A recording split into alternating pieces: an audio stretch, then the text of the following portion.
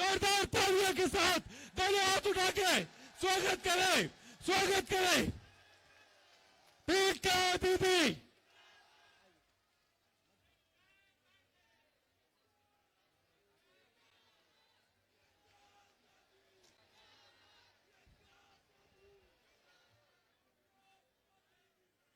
मैं आपका प्रियंका जी, मैं आपका इस मंच पे बहुत बहुत स्वागत करता हूं। अब जरा जोरदार तालियों के साथ प्रियंका जी का स्वागत करेंगे, जोरदार तालियों के साथ। यहां उपस्थित साथियों और दोस्तों, श्रीमती प्रियंका गांधी जी आज इस मंच पर कांग्रेस के समर्थन के लिए आई हैं। एक ऐसा परिवार, एक ऐसा व्यक्तित्व जिसके दिल में गरीबों के लिए दर्द है। ये परिवार है जिसने पूरे हिंदुस्तान में दोस्ती से लोगों को जोड़ा है। अगर कहीं कोई परेशानी होती है तो इनका दिल धड़कता है और ये उसकी आवाज बनकर संसद में पूरी ताकत से उठाती हैं। यही वो परिवार और ये व्यक्ति है जिन्होंने पूरे हिंदुस्तान को दोस्ती के नाम पर, हिंदू मुसलमान सिख ईसाई के नाम पर एक साथ जोड़ कर रखा है। ये वही कांग्रेस पार्टी और कांग्रेस के नेता हैं। ये वही प्रियंका गांधी है कि अगर किसी झुग्गी में कोई व्यक्ति रहता है तो उसको बचाने का काम ये करते हैं। अगर कहीं पटरी पर कोई सामान बेचता है तो उस व्यक्ति को बचाने का काम ये करते हैं। हम ये चाहते हैं हमारा देश मजबूत हो। हम ये चाहते हैं कि नफरत की दीवार ना हो। हम किसका समर्थन करते हैं? हम उनका समर्थन करते हैं जिनके पेट में रोटी नहीं होती। कांग्रेस किसकी आवाज बनकर उभरता है? सबसे पहले ध्यान करो आप, जो झुग्गी में लोग रहते थे उनकी हिमायत में इंदिरा गांधी ने सबसे पहले कहा था कि सरकार की तरफ से इनको बिजली, पानी और खलंजे दिए जाएं। सबसे पहले इंदिरा गांधी ने कहा था कि जो सड़कों पर लोग पर्ची लगाते हैं उनके समर्थन में उनको लाल पर्ची इंदिरा गांधी की सरकार ने दिलाई थी। आज वही वक्त है। लोग परेशान हैं, लोग लूट रहे हैं। जो दूसरी पार्टी के लोग हैं, चुने हुए नुमाइंदे गायब हैं, उनको कोई लेना देना नहीं है। सड़कें टूटी पड़ी हैं, पानी है नहीं, कोई प्रोजेक्ट नया नहीं आया, लेकिन ये कहते हैं हमें वोट दे दो। आप आई हैं, लोगों का दिल धड़कता है। लोगों ने देखा है, इंदिरा गांधी को देखा, राजीव गांधी को देखा, राहुल गांधी की लड़ाई को देखा। अब जो आप भाषण आपने सबसे पहला किया था पार्लियामेंट में, लोगों के दिल को छुआ था, आपने गरीब आदमी के दिल को छुआ था। आप यहाँ इस मंच पर आई हैं, मैं आपका हृदय की गहराइयों से स्वागत करता हूँ। और मैं यहाँ के उम्मीदवार मुदिता अग्रवाल से कहूँगा कि सबसे पहले वो आए और यहाँ अपनी बात आपके सामने रखे। मुदिता अग्रवाल।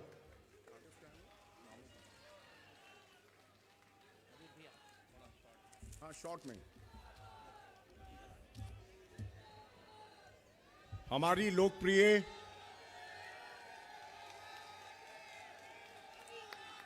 लोकप्रिय ऑल इंडिया कांग्रेस कमेटी की महासचिव एवं सांसद श्रीमती प्रियंका गांधी जी, काजी निजामुद्दीन साहब, हारून यूसुफ साहब, मेरे वालिद साहब जयप्रकाश अग्रवाल जी, प्रदीप जैन साहब, आफ्ताब अहमद साहब, कुणाल चौधरी साहब, विदित चौधरी साहब और यहाँ उपस्थित मेरी माताओं, बहनों और युवा साथियों, आप सबका यहाँ आने के लिए बहुत बहुत शुक्रिया। देखिए, आपकी तरह मैं भी चांदनी चौक का ही बाशिंदा हूँ। पराठे वाली गली में मेरा जन्म हुआ था और इन्हीं गलियों में क्रिकेट खेलते हुए हम बड़े हुए हैं। अरे साहब, यहाँ उस समय जामा मस्जिद भी आने का बहुत मौका मिलता था, लेकिन उस समय शहर में एक रौनक होती थी। आपको ध्यान होगा, एक रौनक होती थी शहर में, लेकिन अफसोस है वो रौनक हमसे छीन ली गई है। पिछले 10 साल जब से आप पार्टी यहां से आई है, हमसे वो रौनक छीन ली गई है। आज चांदनी चौक, जो ऐतिहासिक शहर चांदनी चौक है, जो ये ऐतिहासिक जामा मस्जिद के प्रांगण में हम यहां हैं, यहां पे हालात क्या हैं? टूटी सड़कें, सीवर का पानी बहता है, घरों में आता है, गंदा पानी लोगों को पीने को मिलता है, नीचे टूटी सड़कें हैं, गंदगी है, सीवर का पानी है और ऊपर लटके तार है। पूरे इलाके में यातायात व्यवस्था का बुरा हाल है और जाम से हम रोज रूबरू होते हैं। ये पुरानी दिल्ली की, ऐतिहासिक पुरानी दिल्ली की सच्चाई है। ये वो ऐतिहासिक शहर है। अरे क्या धार्मिक धरोहर है यहाँ पे। जामा मस्जिद जहां पे है, चांदनी चौक जाए गौरी शंकर मंदिर, उसके पास में दिगंबर जैन मंदिर, थोड़ा आगे चले गुरुद्वारा शीशगंज, वहां पे चर्च है और आगे सुनहरी मस्जिद।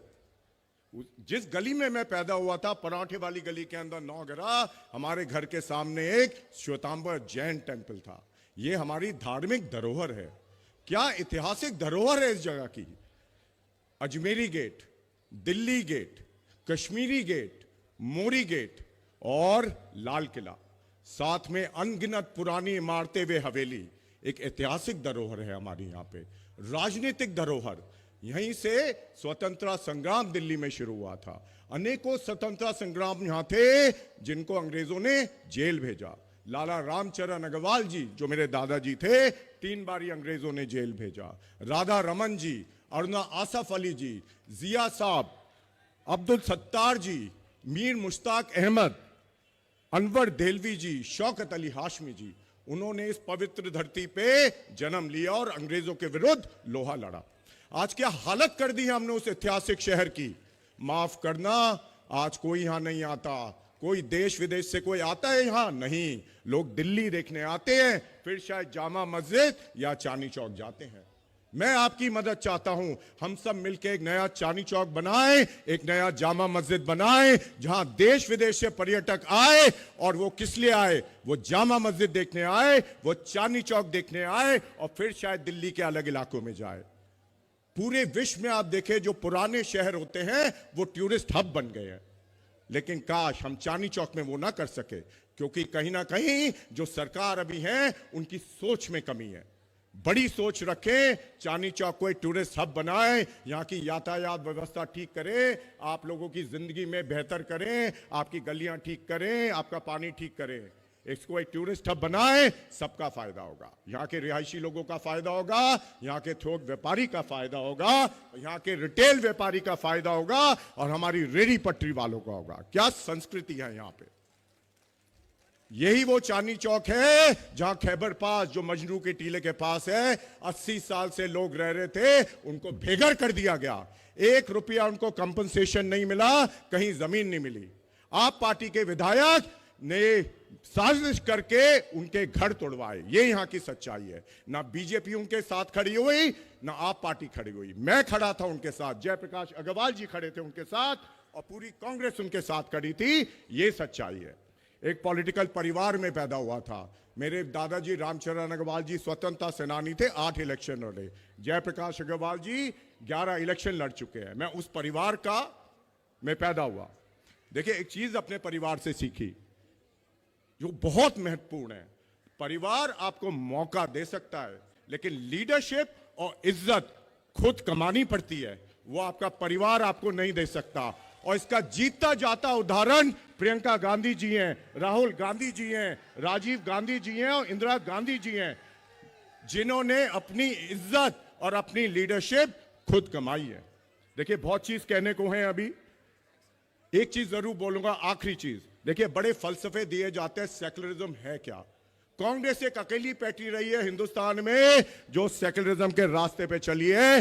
कितनी भी मुसीबत आए, हमने वो रास्ता नहीं छोड़ा।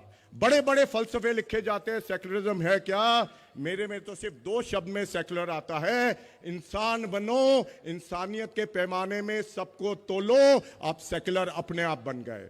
जो जुल्म करता है उसके विरोध में खड़े रहो, वो किसी भी जात और किसी धर्म का हो। जिस पे जुल्म होता है, जो जुल्म करता है उसके विरोध में खड़े रहो, और जो जुल्म सहता है, जिस पे जुल्म होता है, हमेशा उसके साथ खड़े रहो। इंसानियत के दायरे से काम करो, आप सेक्युलर अपने आप बन जाओगे। दोबारा से आपसे गुजारिश करता हूं, आने वाली 5 तारीख को 3 नंबर के सामने वाला बटन दबाएं और यहां मेरे को विजय बनाएं, और मैं आपके साथ मिलके हम एक नया चांदनी चौक बनाएंगे, एक नया जामा मस्जिद बनाएंगे और अपनी पुरानी ऐतिहासिक धरोहर वापस लाएंगे। धन्यवाद साथियों, थैंक यू।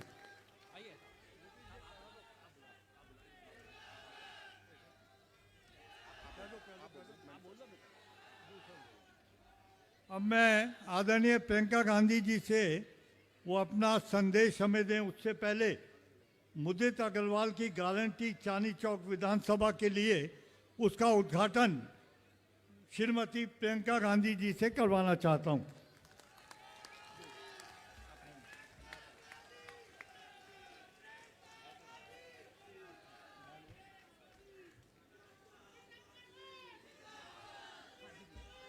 अब मैं श्रीमती प्रियंका गांधी जी से जरा झंडे हिलाएं, जरा जोरदार स्वागत करें उनका।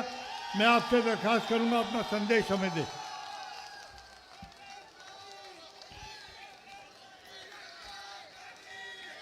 नमस्कार।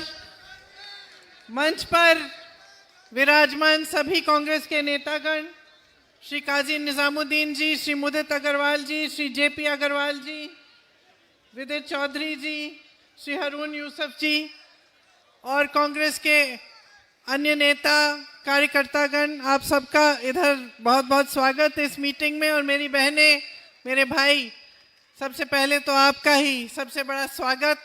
आप काफ़ी समय से यहाँ इंतज़ार कर रहे होंगे, घर भी जाना है।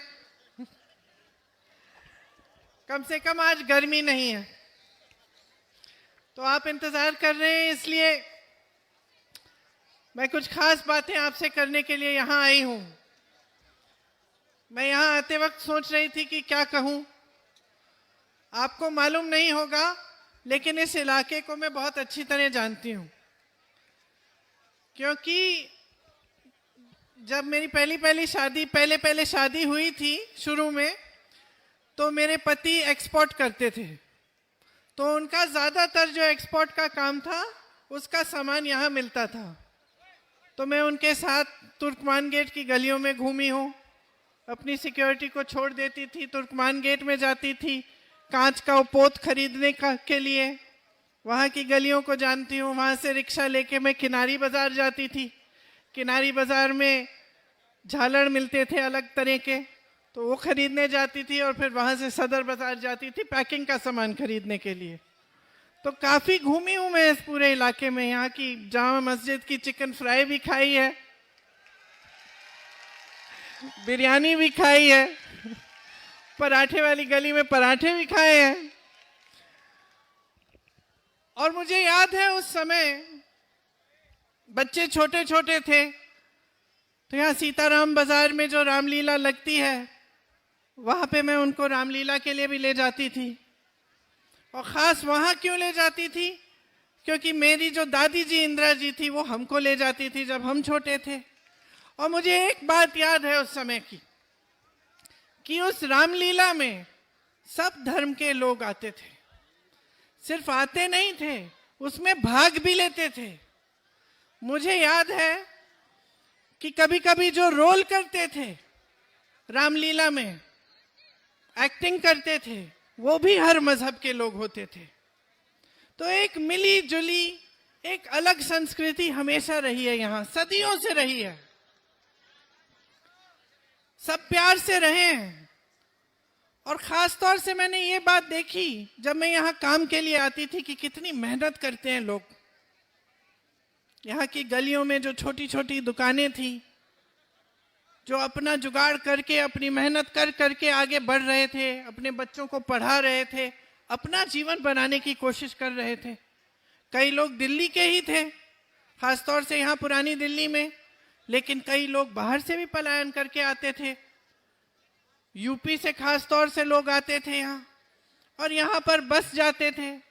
कोई रिक्शा चला रहा है, कोई अपनी दुकान खोल रहा है, कोई छोटे मोटे मैकेनिक का काम कर रहा है, अपना कोई और हुनर दिखा रहा है। तो इस तरह से बनी ये दिल्ली। और यहाँ हमेशा सदियों से हुनर वाले लोग आए, वो लोग आए जो अपना जीवन बनाना चाहते थे, जो सोचते थे कि हाँ, बड़े शहर में आकर हमारा भविष्य मजबूत होगा। आज भी देश का केंद्र है, देश की राजधानी है, दुनिया की सबसे बड़ी शहरों में से एक है। यहां जितने लोग रहते हैं, यूरोप के कुछ देश हैं उनमें इतने लोग नहीं रहते जितने दिल्ली में रहते हैं। तो इसे एक मिसाल बनना चाहिए था। हमारी दिल्ली, हमें गर्व होना चाहिए था इस पर। यहाँ की सड़कें पूरी दुनिया में मशहूर होनी चाहिए थी। यहाँ की पाठशालाएं, यहाँ का जो इंफ्रास्ट्रक्चर है, पूरे देश को देखना चाहिए था कि भाई ये हमारी राजधानी है, इसको देखो, सबसे अच्छी राजधानी है। लेकिन जैसे समय चलता गया और अलग अलग तरह की राजनीति उभरती गई, वैसे हमने देखा कि विकास के काम, जो गरीब हैं, जो मुसीबत में हैं, जो मुश्किल में हैं, जो लोग गांव-गांव से, अलग प्रदेशों से या यहीं दिल्ली के लोग अपना हुनर बनाने के लिए, उससे कुछ कमाने के लिए, अपने जीवन को मजबूत करने के लिए आते हैं, उनको कोई नहीं पूछ रहा है। आज परिस्थितियां ये हैं कि यहाँ पे दिल्ली में खास तरह की दो राजनीति चली। पहले 10 साल से तो आपकी है, आम आदमी पार्टी की। उससे पहले शीला दीक्षित जी थी, भाजपा थी। अब शीला जी की राजनीति अगर आप देखें तो बहुत स्पष्ट है कि शीला जी ने काम क्या किया, बहुत स्पष्ट है। हर एक दिल्ली वाले को मालूम होगा। सड़कें बनाई, फ्लाईओवर बनाए, इंफ्रास्ट्रक्चर मजबूत किया, बिजनेस कॉम्प्लेक्स बनाए। ये जितने मॉल खड़े हैं उनके समय से बने। उन्होंने नींव डाली, सुअर की सफाई का काम किया, पेयजल दिलवाया, बड़े बड़े ऐसे काम किए जिससे आपके जीवन में सुविधा आई। विकास पर उनकी नजर केंद्रित रहती थी, दिन रात काम करती थी। फिर क्या हुआ? आम आदमी पार्टी वाले केजरीवाल जी आए, उन पर खूब सारे भ्रष्टाचार के इल्जाम लगा दिए। एक इल्जाम साबित नहीं हुआ, एक भी नहीं सच साबित नहीं हुआ। 10 साल गुजर गए हैं। आज दिल्ली वाले सब देखते हैं कि हाँ, शीला जी ने अच्छा काम किया था। एक वही थी जिन्होंने दिल्ली की तरक्की की, और इनकी सारी बातें खोखली निकली। जो राजनीति एक दूसरे से लड़ाती है, वो सिर्फ अपने स्वार्थ के लिए काम करती है। भाजपा की यही राजनीति, यही विचारधारा हमेशा से रही है। हर धर्म को एक दूसरे से लड़ाना। क्यों? आपने कभी सोचा है इससे किसका फायदा होता है? आपका तो फायदा हो नहीं रहा है। जो गरीब है उसका फायदा तो कभी हो ही नहीं सकता। जो व्यक्ति संघर्ष कर रहा है उसका फायदा कभी हो नहीं सकता। सिर्फ और सिर्फ इन नेताओं का फायदा होता है। जो नेता भाई भाई से लड़ाता है, सिर्फ स्वार्थ साधने के लिए काम करता है। जो नेता झूठे आरोपों के आधार पर, झूठ के आधार पर आगे बढ़ता है, वो सिर्फ अपना ही स्वार्थ साध रहा है। आपने दोनों को देखा है। मोदी जी आते हैं, भाषण देते हैं, क्या कहते हैं? 80% उनका भाषण जो होता है दूसरों की आलोचना में खत्म हो जाता है। और वो आलोचना क्या होती है कि जवाहरलाल नेहरू ने सन 1950 में ऐसा काम किया, इसलिए आज देश खाई में है। ऐसी बात करते हैं ना। हर चीज का दोष जवाहरलाल नेहरू जी को देते हैं। दूसरी तरफ केजरीवाल जी क्या भाषण देते हैं कि मोदी जी की वजह से कोई काम नहीं कर पा रहे हैं। तो मोदी जी को जवाहरलाल नेहरू जी मिल गए, केजरीवाल जी को मोदी जी मिल गए, कोई अपनी जिम्मेदारी नहीं ले रहा है। सच बताऊं, मैंने बड़े नेता देखे हैं, बचपन से देखे हैं। इंदिरा जी को देखा, राजीव जी को देखा, शीला जी को देखा, सोनिया जी को देखा, नरसिम्हा राव जी को देखा, चलिए वाजपेयी जी को भी देखा। लेकिन ऐसे नेता नहीं देखे मैंने। इतने कायर नेता कि एक चीज की जिम्मेदारी लेना नहीं जानते। आप सोचो, एक परिवार में अगर परिवार का मुखिया कभी जिम्मेदारी ही नहीं लेता, तो बाकी परिवार के सदस्य क्या सोचते हैं उसका? आदर कर पाते हैं? नहीं कर पाते। सब सोचते हैं कि भाई देखो हमारा मुखिया कैसा है, एक चीज की जिम्मेदारी नहीं ले रहा है, पूरे दिन बैठ के रोता रहता है कि इसने किया उसने किया। और यही हालत बन गई है आज देश की राजनीति की। आज देश की राजनीति में कोई ऐसा नेता नहीं रहा, भाजपा में, आम आदमी पार्टी में, जो अपनी जिम्मेदारी ले कि हाँ भाई हमारी जिम्मेदारी थी कि हम दिल्ली को विकसित बनाएं, कि हम यहाँ की सड़कें ठीक करें, कि हम पानी पहुंचाएं घरों में, कि हम सुअर की सफाई कराएं, कि हम ये जो यमुना नदी है इसकी सफाई करें। आज कोई जिम्मेदारी नहीं लेता। कोई अपना पल्ला इस तरफ झाड़ेगा, कोई उस तरफ झाड़ेगा। ये नेता नहीं होते बहनों और भाइयों। नेता वो होता है जो आपके लिए खड़ा होता है। नेता वो होता है कि जब आप पर संकट आता है वो आपके साथ कंधे से कंधे मिलाकर संघर्ष करता है आपके लिए, जो आपकी समस्याओं को हल करने की पूरी कोशिश करता है। तो जो राजनीति आज चल रही है वो सिर्फ इन लोगों का जो राजनीतिक स्वार्थ है उसको साधने के लिए चल रही है। कोई आपके बारे में सोच नहीं रहा है आपके संघर्ष क्या है। आज संसद में बजट की चर्चा हुई। ठीक है, इन्होंने कहा मिडिल क्लास के लिए ये जो टैक्स का स्लैब है इसको 12 लाख तक कर दिया, 12 लाख तक मुफ्त है, टैक्स नहीं होगा। ठीक है, लेकिन कोई इनसे पूछ रहा है कि कितने लोग इस देश में, कितने लोग टैक्स भरने लायक हैं? कितने लोग इतना कमा भी रहे हैं कि वो टैक्स भरेंगे, कि वो 12 लाख रुपए कमा पाएंगे एक साल में? मैं बताती हूं, 7 करोड़ लोग, लेकिन 135 करोड़ जनता टैक्स नहीं भर पा रही है। 135 करोड़ जनता इतना कमा ही नहीं पा रही है।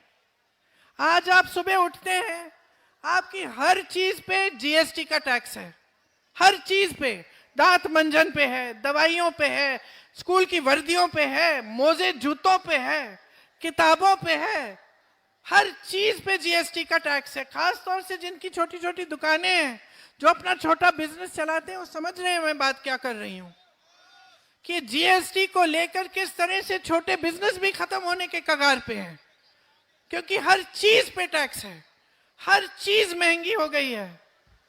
मैंने आपसे बात की जब मेरी शादी हुई थी, मुझे याद है कि 100 ग्राम का जो मक्खन है 12 रुपए का मिलता था, एक थैली दूध 7 रुपए की मिलती थी। आज बताइए, आज तो 75 रुपए से ज्यादा हो गया है। इतना सा मक्खन।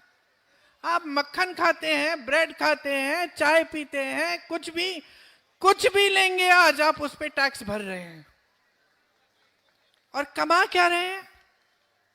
हर जगह बेरोजगारी है, तमाम पद खाली पड़े हुए हैं। सरकारी पद आपको मालूम है 25,000 खाली हैं दिल्ली में। केंद्र की सरकार के भी पद खाली हैं।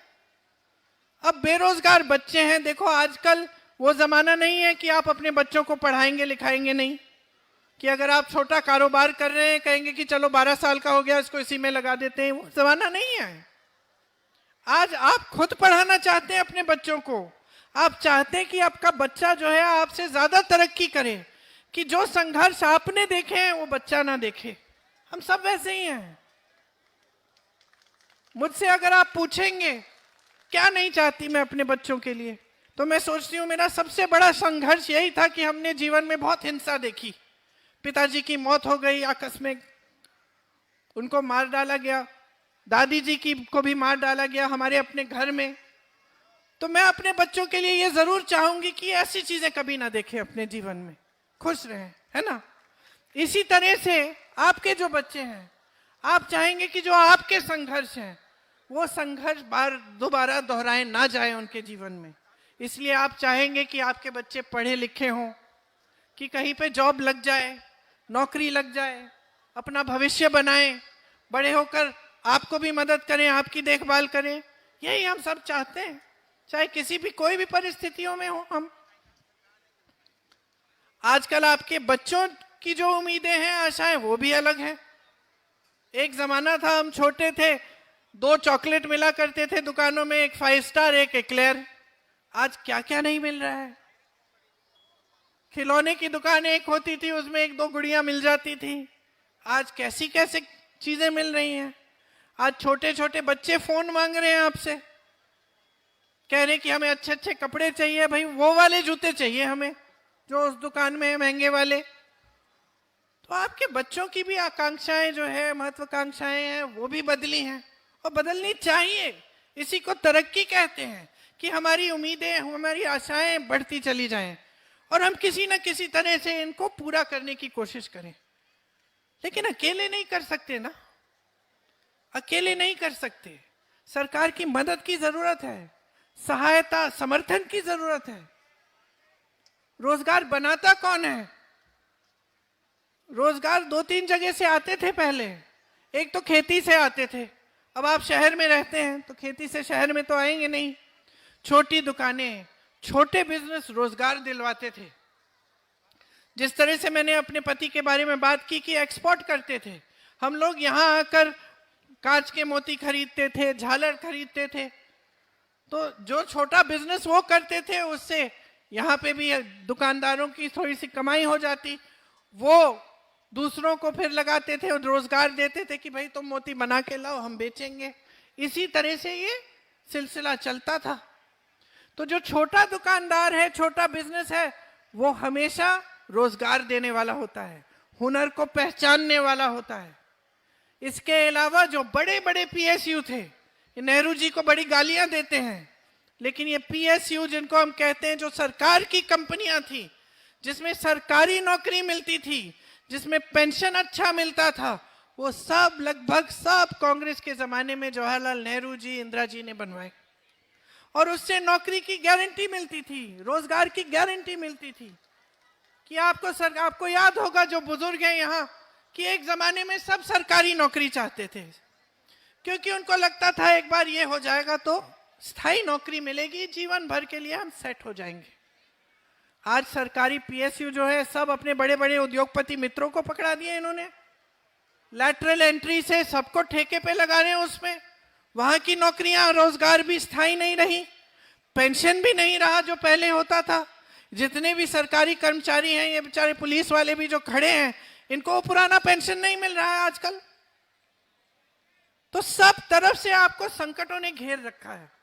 और जो काम सरकार को करना चाहिए, रोजगार दिलवाना, आपका इंफ्रास्ट्रक्चर बनाना, आपके लिए सुविधाएं तैयार करना, वो सरकार कर नहीं रही है। क्योंकि जो राजनीति उभरी है, वो आपका ध्यान भटकाने वाली राजनीति है।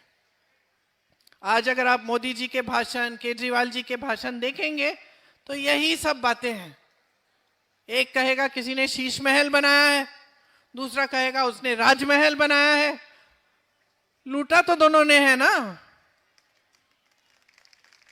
और क्या आपकी इश्यूज ये हैं, शीश महल, राजमहल, कि आपका इशू ये है कि अपने बच्चों को पढ़ाना है, महंगाई से कैसे बचेंगे हम। आज पूरी बजट की चर्चा में संसद में महंगाई की एक बात नहीं की इन्होंने, एक बात नहीं की, एक बात नहीं की कि किस तरह से इस महंगाई को कम करेंगे। पहचान भी नहीं रहे हैं कि आपका संघर्ष क्या है। आज के जो बड़े बड़े नेता हैं, जो सत्ता में बैठे हैं, वो पहचान ही नहीं रहे हैं कि देश की जनता पर क्या गुजर रही है। आप संघर्ष कर रहे हो, रोज रोज सुबह उठते हो, काम पे जाते हो, रात तक रुकते नहीं हो। मेरी बहनें, आप भी काम पे जाती हो, जॉब करती हो, कुछ भी करती हो, घर आके आप घर संभालती हो, किचन में जाती हो, रसोई में जाती हो, खाना पकाती हो, बच्चों को संभालती हो। आपका काम तो सबसे अंत में रुकता है, जब सब सो जाते हैं तब आप सोती हो। कोई पहचान रहा है आपके संघर्ष को? चुनाव के समय कह देते हैं कि इतना देंगे, उतना देंगे, फिर उसके बाद क्या होता है? कहना आसान है बहनों और भाइयों, करके दिखाना अलग बात होती है। कांग्रेस की जितनी भी सरकारें हैं, आप देखिए, हर प्रदेश में, कर्नाटक की सरकार में दे रहे हैं हर महीने महिलाओं को पैसे, हर महीने महिलाओं के जेब में। हिमाचल में 1500 रुपए, कर्नाटक में 2000 रुपए, झारखंड में 2500 रुपए हर महीने जा रहे हैं, क्योंकि आपके संघर्ष को पहचान रहे हैं। आज ये लोग सब कह रहे हैं 500 रुपए में गैस सिलेंडर, तो दिया क्यों नहीं? आपकी सरकार थी, 10 सालों से आपकी सरकार चल रही है, केंद्र में मोदी जी, दिल्ली में केजरीवाल जी। तो अगर आप 500 रुपए का सिलेंडर दे सकते थे तो आज क्यों जागे हैं? पहले दे देते। अगर आपको देने थे महिलाओं को हर महीने कुछ पैसे, तो आज क्यों जागे हैं? पहले से देते। मैं बताती हूं किस लिए जागे हैं, क्योंकि चुनाव आ रहा है। देखिए चुनाव के बाद क्या होता है, देखिए, पूछिए इनसे। मैंने राजस्थान की कांग्रेस की सरकार में देखा 25 लाख तक का इलाज मुफ्त में दे रहे थे। वो आदमी रो रहा था मुझे बताते वक्त कि मेरा हार्ट का जो सर्जरी, पूरी सर्जरी मुफ्त में हुई है, मुझे सिर्फ फॉर्म भरने के पैसे डालने पड़े। वो रो रहा था, मेरे आंखों में आंसू आए, क्योंकि मुझे लगा देखो कितना कर सकती है सरकार अगर नीयत ठीक होती है उसकी। तो अगर नीयत ठीक होती है तो नेता समझता है कि देश की संपत्ति देश की जनता के हाथों में होनी चाहिए।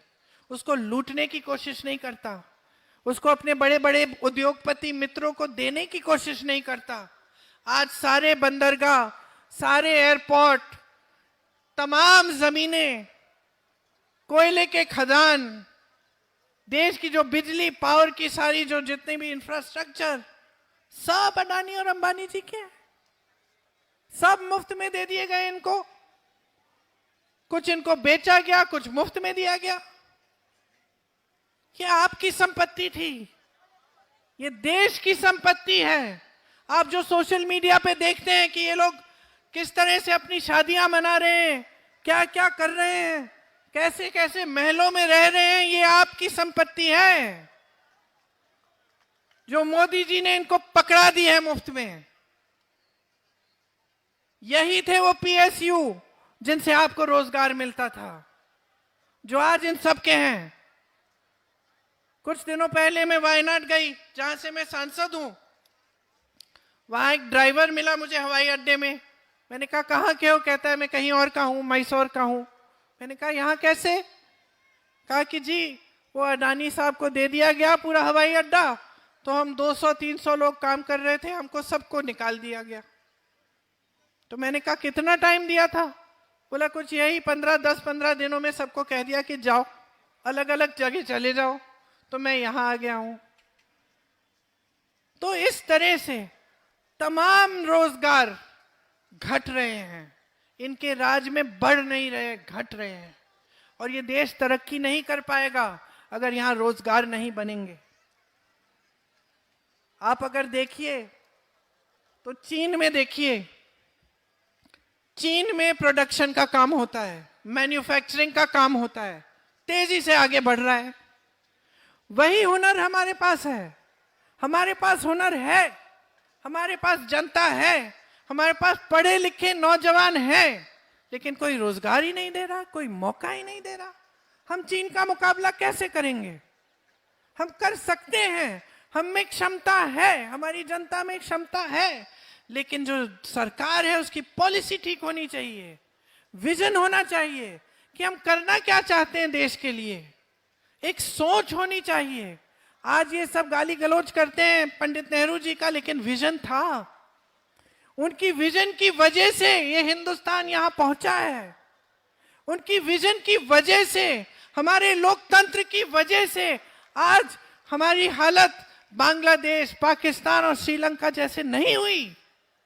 आज हमारा देश अभी भी मजबूत है, क्योंकि हमारे देश में लोकतंत्र है, क्योंकि हमारे जो नेता थे उनका एक विजन था कि किस तरह से हम इस देश को मजबूत बनाएंगे।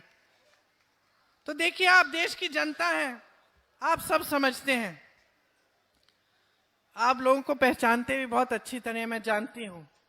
जो नेता सचमुच आपके लिए काम करता है, आप पहचान है। हो सकता है कभी कभी भटक जाते हैं, कभी कभी किसी नेता की बातों में पड़ जाते हैं, लेकिन अंत में पता चल जाता है कि कौन आपके लिए काम करता है, कौन नहीं काम करता है। तो आपको अगर नेता को पहचानना है, राजनीतिक दल को पहचानना है, तो सबसे पहले तो बातों में नहीं, उसके काम को देखो।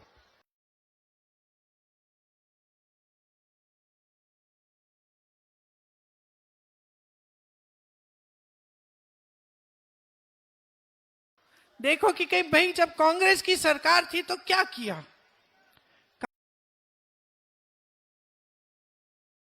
काम किया कि नहीं किया इन्होंने। और आज आम आदमी पार्टी की सरकार है तो इन्होंने क्या काम किया। टीवी पे इश्तिहारों पे मत जाओ, अपने जीवन की जो सच्चाई है उस पे उतरो। क्योंकि आजकल टीवी पे तो कोई भी कुछ भी दिखा देगा, मीडिया तो सब इन्हीं के हाथों में। मैंने कहीं पे पढ़ा कि केजरीवाल जी आम आदमी पार्टी 450 करोड़ रुपए शायद अपने ही प्रचार में लगाए हुए हैं। और केजरीवाल जी को तो ठीक है 450 करोड़ होंगे, मोदी जी के तो हजारों करोड़ प्रचार में है, जहां देखिए चेहरा चमकाने में लगे होते हैं। तो जो आप टीवी पे देख रहे हैं, बड़े बड़े इश्तिहारों पे देख रहे हैं, उस पर मत जाओ, जाओ अपने जीवन पे।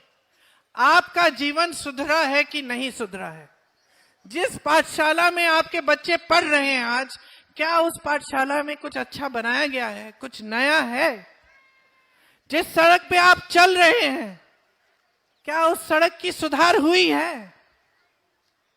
आपकी कमाई में कुछ बढ़ोतरी हुई है, आपके जीवन में तरक्की आई है कि नहीं। आज आप अपने बच्चों को कुछ ऐसा नया सपना दिखा सकते हैं। यही सवाल पूछिए। चुनाव के समय ये सब अपना स्वार्थ साध रहे हैं, मैं कहती हूं आप अपना स्वार्थ साधो। समझो कि लोकतंत्र ने जो आपको दिया है, जो वोट है, वो एक बहुत ही कीमती औजार है। उससे आप देश बना सकते हो, देश को मजबूत बना सकते हो, अपना भविष्य बना सकते हो, अपने बच्चों का भविष्य बना सकते हो। इसको हल्के में मत लो, किसी की बातों में मत पढ़ो। मैं तो कहती हूं मेरी बातों में भी मत पढ़ो, जाके देखो, पता करो, फोन उठाओ। कोई बेंगलोर में रिश्तेदार है, कोई ऐसे प्रदेश में रिश्तेदार है जहां कांग्रेस की सरकार है, पूछो। कोई हिमाचल में है, कोई तेलंगाना में है, पूछो कि भाई ये सच है कि ये सारे काम कर रही है कांग्रेस पार्टी।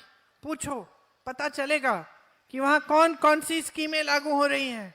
आपको मालूम है कि हमारे एक प्रदेश में हर जने की जो स्कीमें हैं, अगर उन स्कीमों का फायदा जोड़ा जाए तो हर जने के जेब में 55,000 रुपए जा रहे हैं हर साल, स्कीमों के जरिए।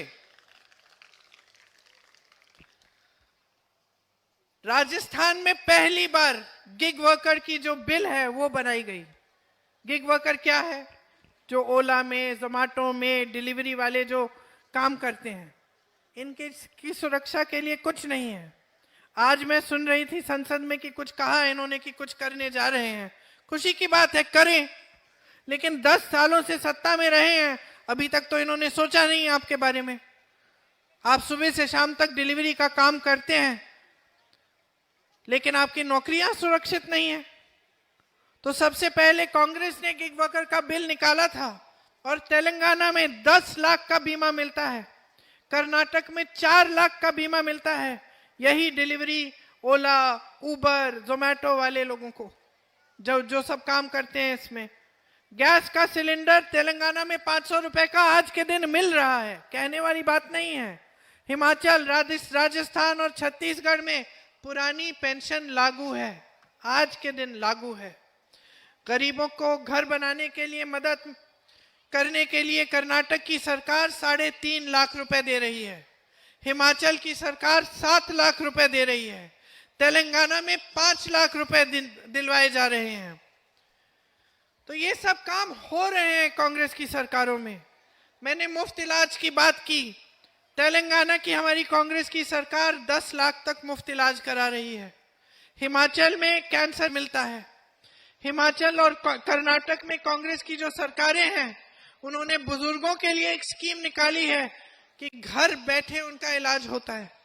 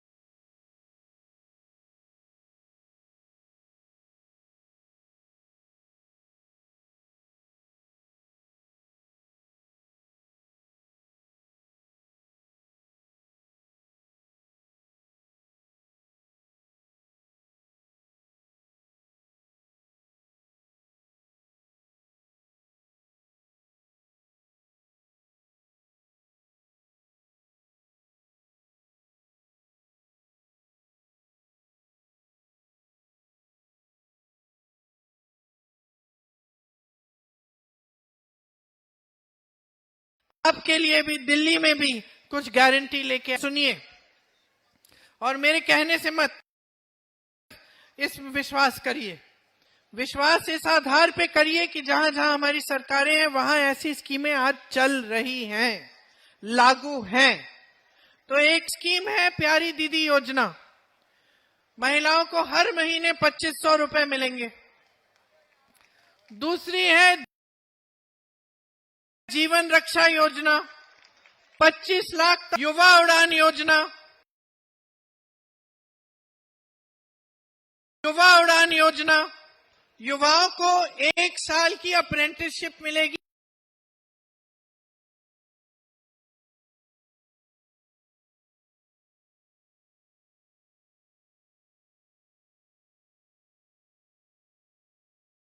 उसमें 8,500 रुपए हर महीने मिलेंगे। अप्रेंटिसशिप है, फ्री बिजली की सब भविष्य चाहते हैं।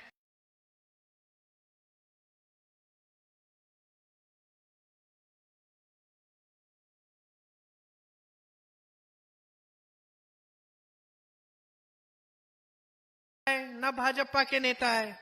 इन्होंने मुझे कहा कि इन्होंने उनके संघर्ष में साथ दिया, उनके साथ खड़े रहे। इसलिए पहचानिए कि आपके जो कांग्रेस के उम्मीदवार हैं वो ऐसे नेता हैं जो आपके संघर्ष में शामिल होंगे, जो कंधे से कंधा मिलाकर आपके लिए लड़ेंगे।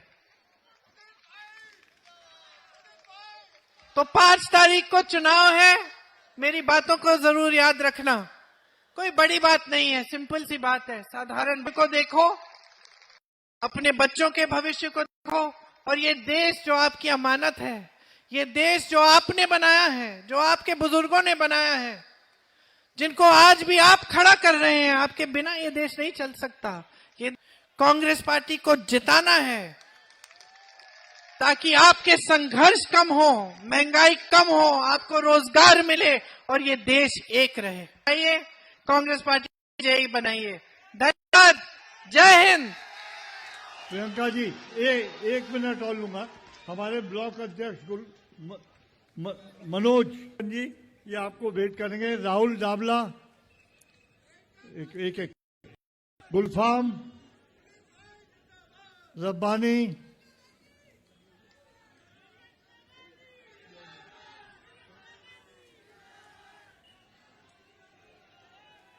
बहुत बहुत धन्यवाद।